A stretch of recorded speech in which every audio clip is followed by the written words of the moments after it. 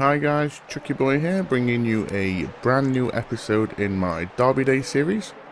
And this time we've got something yet again that we've not tried before. We are in Portugal this time, and as you can see on the screen right now, we have Benfica versus Porto. Now, the main reason I decided to do this game was because I haven't done a Portuguese game yet, and this is probably... It's not probably... There's other derbies in Portugal. Obviously, there's the three big teams in Portugal, but these two are, I would say, in my opinion, the two most dominant teams in Portugal. So these two obviously were the first choice for me to play.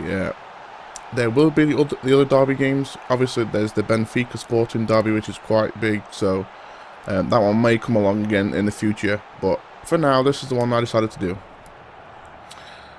So, these two teams are obviously, like I said, they're the two most dominant teams in Portugal, in the history of Portuguese football, really. The early years were more Benfica. They sort of dominated for a while, and then obviously more recently you've got Porto that have tended to dominate, you know, obviously with the Champions League win and the Europa League win and stuff like that. I'd say 10 years, maybe 10, 15 years. You know, anywhere in between that is really, the last 10-15 years have been Porto more than Benfica. But recently Benfica obviously last year won the league, so they actually won the treble last year, which was pretty good. And yeah, I mean, that's it. I mean, that's the whole story between these two teams. So they are the two of the biggest teams, so they had to be in the derby days. Now I'm going to apologise. There's not a lot of action in this game yet again. It just proved a tough game to play, really. So we're going to get into the history. Now, these two teams are... The rivalry goes back a long, long way, as we've always said with all these. Now, the rivalry is because these two teams come from the two largest cities in Portugal. They're also the two richest clubs in Portugal. And it also, the influence is not just for sport, it's also for, you know, political and cultural aspects as well involved in this. So it's not just, like most derbies, it's not just a sporting rivalry, there's also other issues that go in with it as normal, so that's to be expected with the size of the teams, I suppose. So okay, so normally we go into history, we'll do that now. There has been a total of 227 games between these two teams. Benfica have 85 wins, Porto have 87 wins, and there have been 55 draws. Now, as you can see by that, it is ridiculously close between these two teams. One team has 85 wins, one team has 87. Now, that is a huge, huge deal. They're normally not this close.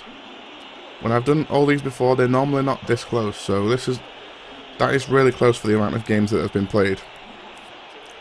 The very first meeting between these two teams was in an exhibition game. As always, they go back so far that the competitions actually weren't, most of them weren't formed back then, so normally the first meetings are like friendly games or, you know, stuff like that. So the first game was in 1912 and it was an exhibition game, like I said, and Benfica actually beat Porto 8-2 in that game.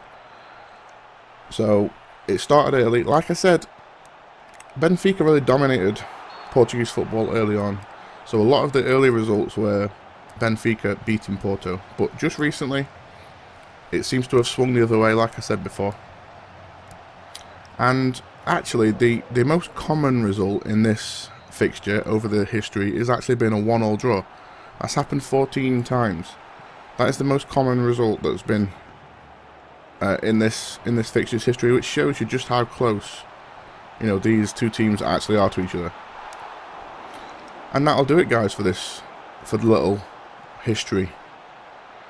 So yeah, as you can see, it's currently 1-0. There's not many chances in this game. Really struggled to get involved, but that's just how it goes sometimes. And yeah, I mean, I don't like to play it over and over again to try and get good footage. I will always just play the one game. I played a few games before just to try and warm myself up, but it obviously didn't work out too well. So, but yeah, it was just a tough game to play, and it's just so happened that the 1-0 win actually stays right to the end, unfortunately. So yeah, we've got plenty more PES 2014 stuff coming up, guys, this week, so please keep your eyes out for those.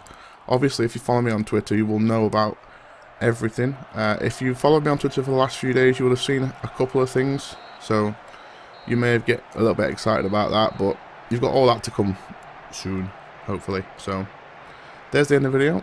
As always, guys, if you like what you see, leave comments, please subscribe to see more stuff, and apart from that, guys, we'll see you all again very, very soon.